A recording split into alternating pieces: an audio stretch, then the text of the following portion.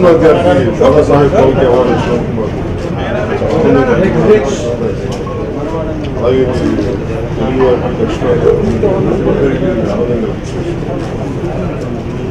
ఆయన గురించి మాట్లాడేంత అనుభవం స్థాయి ఆనందాన్ని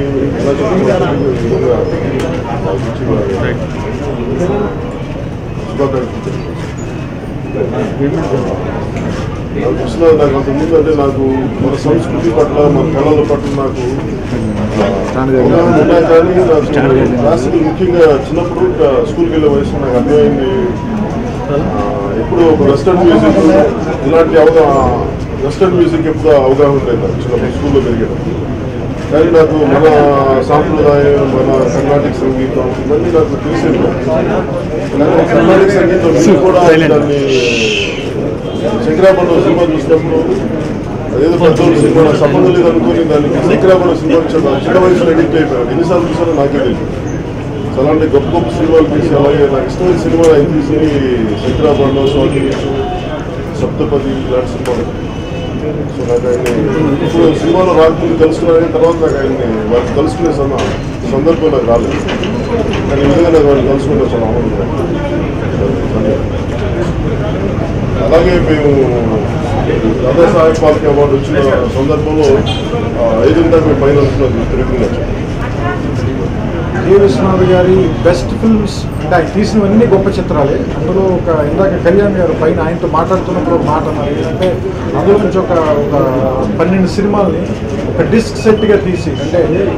దాని తాలూకు కరస్పాండింగ్ ప్రొడ్యూసర్స్ దగ్గర నుంచి కానీ వీడియో రైట్స్ ఉన్న వ్యక్తుల దగ్గర కానీ మాట్లాడి మిగతా కొంతమంది మిత్రులతోటి వాళ్ళతో అందరితో దీన్ని కొంచెం అనుసంధానం చేసి ఒక డిస్క్ సెట్గా దాన్ని తీసి ఒక లిమిటెడ్ ఎడిషన్ లాగా కొన్ని కాపీలు మాత్రం ప్రింట్ చేసి ఆయన పట్ల మాకున్న ఇష్టాన్ని కానీ అభిమానాన్ని కానీ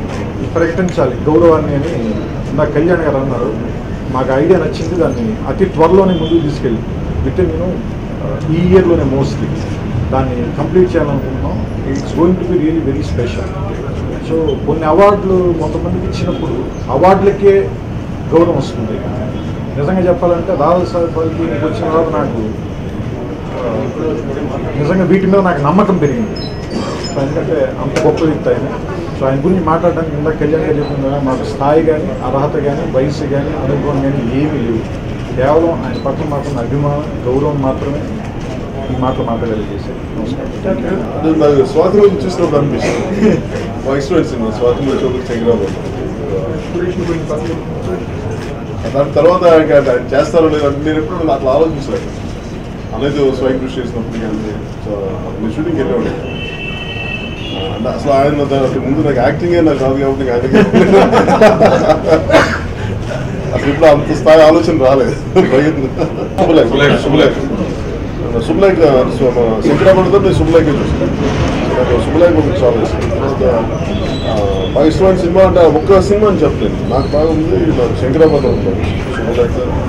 స్వయం కృషి ఉంది స్వాతంత్రం ఇష్టంతో నాకు ఆయన కథ నడిపిన విధానం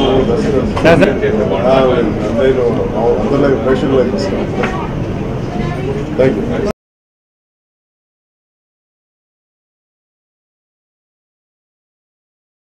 మీడియా మిత్రులందరికీ థ్యాంక్స్ అండి ఫస్ట్ ఆఫ్ ఆల్ ఇంకోటి